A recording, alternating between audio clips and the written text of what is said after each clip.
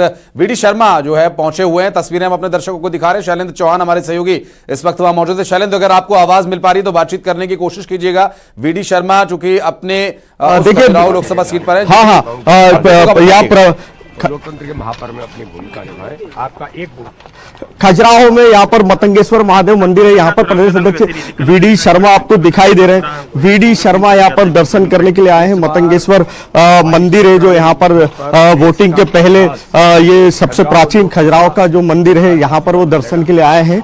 और 400 पार का जो नारा इस बार 400 पार का नारा पूरा होगा। इस बार मध्य प्रदेश में 29 सीटें देखिए भाजपा प्रदेश अध्यक्ष वीडी शर्मा हम मतंगेश्वर मंदिर में दर्शन के लिए आए हैं। मतंगेश्वर भगवान के मंदिर में दर्शन करने आया हूँ। मैं तो हमेशा जब आता हूँ तो भगवान का आशीर्वाद ही है और वही शक्ति प्रदान करते हैं जो गलकेश्वर भगवान का आशीर्वाद लिया है।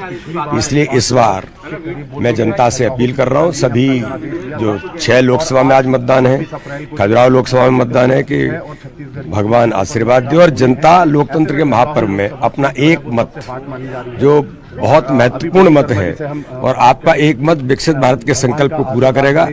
इसलिए अपील करता हूँ कि ज्यादा से ज्यादा मतदान करें। क्या इस बार लड़ाई आसान है? देखिए बिल्कुल बीजेपी प्रदेश अध्यक्ष बता रहे हैं कि वो बिल्कुल मतंगेश्वर महादेव के दर्शन करने के लिए शैलेंद्र पहुंचे वीडी शर्मा। और लेकिन एक ऐसी स्थिति यहां पर शैलेंद्र जरूर बन रही है कि वॉकओवर जैसी स्थिति है। कोई बड़ा या मजबूत चेहरा उनके सामने नहीं है। वीडी शर्मा की जो साख है या वीडी शर्मा का जितना एक्सपीरियंस है उसके अनुसार क्या अब इस बार की लड़ाई खजुराहो में बीजेपी के लिए अपेक्षाकृत आसान नजर आ रही है?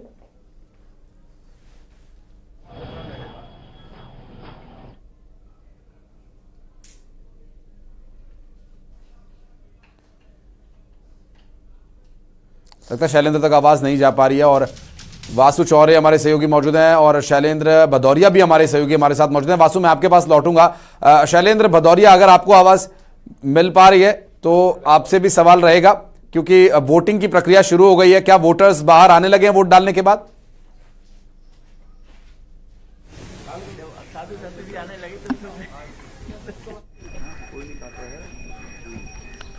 मैं पैच हूं।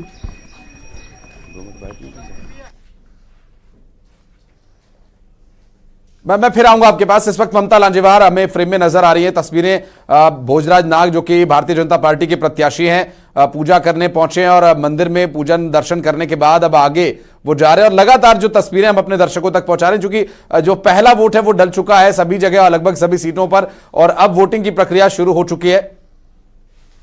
बोल रहे हैं वो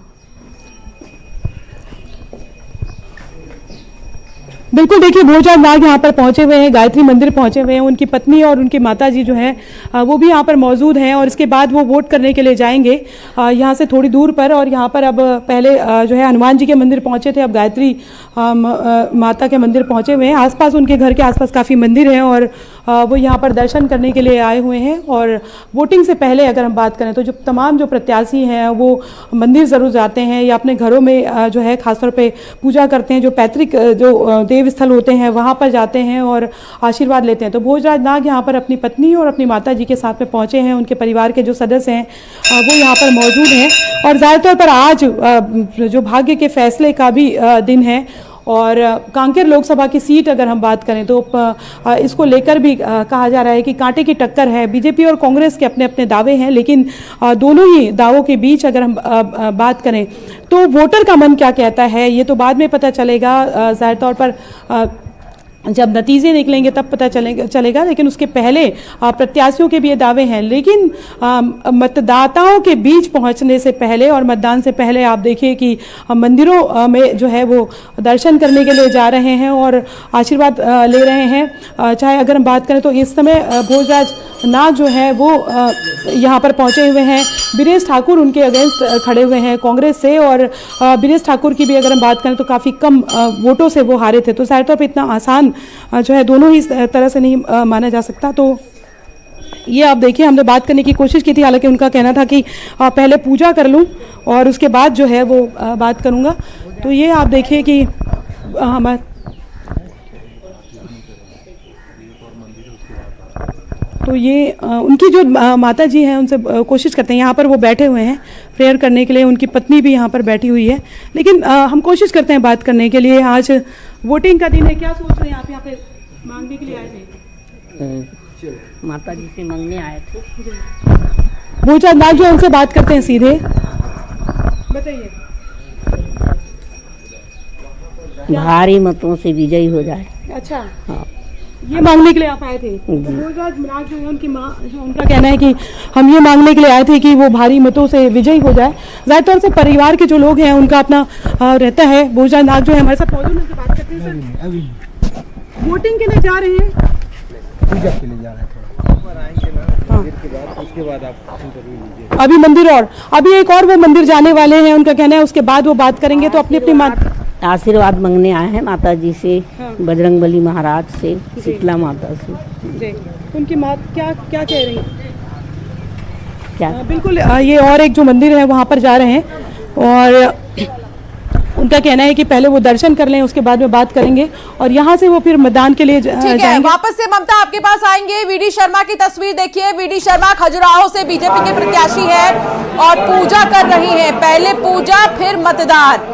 सुबह उठते ही यहाँ पर जो प्राचीन मंदिर है खजुराहो में, यहाँ पर पहुंचे हैं वीडी शर्मा और दर्शन पूजन कर रही हैं, आशीर्वाद ले रहे हैं। भगवान का आशीर्वाद लेने के साथ ही वीडी शर्मा मतदान करने के लिए यहाँ से निकलेंगे। थोड़ी ही देर पहले हमारे संवाददाता शैलेंद्र चौहान जो इस वक्त वहाँ पर मौजूद हैं, उन्होंने बताया कि वीडी शर्मा पहले पूजा करेंगे खजुराहो के इस प्राचीन मंदिर में, हनुमान जी के दर्शन करेंगे, क्योंकि संकट मोचक कहा जाता है। हनुमान जी को किसी भी संकट से वो बाहर निकाल देते हैं और ऐसे में उनका आशीर्वाद लेना काफी अहम हो जाता है। तो सबसे पहले हनुमान मंदिर, फिर माता रानी के मंदिर जाकर दर्शन कर रहे हैं वीडी शर्मा, और उसके बाद सीधे यहाँ से निकलेंगे और फिर जाएंगे वो सीधे मतदान केंद्र, जहाँ पर वो वोट डालेंगे। तो जैसा कि लगातार हम कह भी रहे हैं कि सुबह से जो प्रत्याशी हैं वो सबसे पहले आशीर्वाद ले रहे, दिखा भी रहे। इससे पहले आपने देखा भोजराज नाग की तस्वीर, जो कांकेर में तमाम मंदिरों में पूजा किया उन्होंने। पहले हनुमान मंदिर, फिर गायत्री मंदिर गए, वो वहाँ पर भी बैठे, उन्होंने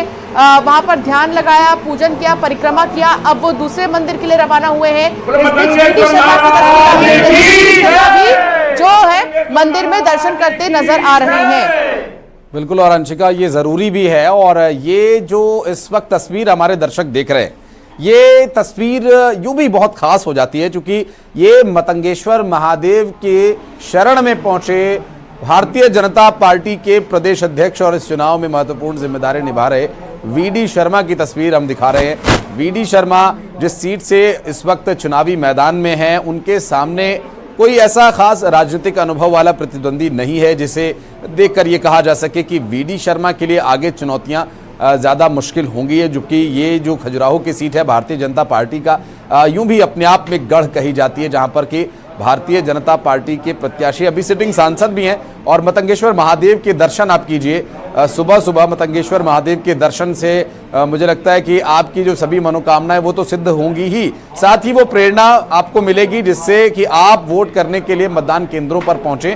इस वक्त जो दर्शक अंशिका हमारे ये टीवी स्क्रीन पर तस्वीर देख रहे हैं, ये खजुराहो के उस मंदिर की जिसकी कि अभी तक सब जगह न सिर्फ चर्चा है बल्कि उसके प्रभाव हर कोई यहाँ पर दर्शन करके अपनी मनोकामनाओं को सिद्ध करने का प्रयास करता ही है। और ये दर्शन न्यूज़ 18 मध्य प्रदेश छत्तीसगढ़ के माध्यम से हम करा रहे हैं। और यहाँ आज चूंकि ये दिन इसलिए भी खास है कि आज दूसरे चरण का जो चुनाव है वो शुरू हो चुका है और 7 बजे से वोटिंग की प्रक्रिया शुरू हो चुकी है। वीडी शर्मा वहां पहुंचे थे मतंगेश्वर महादेव दर्शन करने के बाद। उससे पहले जो हम तस्वीर दिखा रहे थे, भोजराज नाग गए थे दर्शन करने के लिए और माता के चरण में शीश नवाकर उन्होंने आशीर्वाद लिया है। और जो लड़ाई है इस बार की वो यूं भी दिलचस्प है और एक बड़ा टारगेट भारतीय जनता पार्टी लेकर चल रही है। मतंगेश्वर महादेव मंदिर से दर्शन कर लौट रहे वीडी शर्मा की तस्वीरें हम आपको दिखा दें। खजुराहो जो कि ऐतिहासिक भूमि है, दैविक भूमि है और महादेव का आशीर्वाद खजुराहो को लगातार मिल रहा है। क्या उनके दर्शन करने आने वाले उन प्रत्याशियों को भी यह आशीर्वाद मिलेगा? क्या विजय श्री का आशीर्वाद यहां महादेव देंगे? हालांकि इस वक्त जो असल में जनता है वही जनार्दन है और जनता ही ये तय करेगी कि किसे जिताना है और किसे कहां पहुंचाना है। और ये इसका परिणाम भी 4 तारीख को सामने आएगा जब 4 जून को नतीजे खुलेंगे। हालांकि आज वोटिंग का दिन है, आज कर्म करने का दिन है, फल की इच्छा ठीक है मन में रखिए, लेकिन फल का जो परिणाम जो